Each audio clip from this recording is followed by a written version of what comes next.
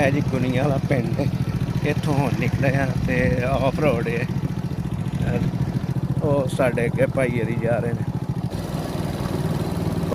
Cross ਕਰ ਲਿਆ ਹੁਣ। ਤੇ ਇਹ ਵੀ ਪਿੰਡ ਕਾਫੀ ਵੱਡਾ ਲੱਗਾ ਹੈ ਔਰ ਇੱਥੇ ਇੱਕ ਦੋ ਮਸਜਿਦਾਂ ਵੀ ਰਸਤੇ 'ਚ ਆਈਆਂ ਨੇ, ਤੇ ਜਿਹਦੀ ਵਜ੍ਹਾ ਤੋਂ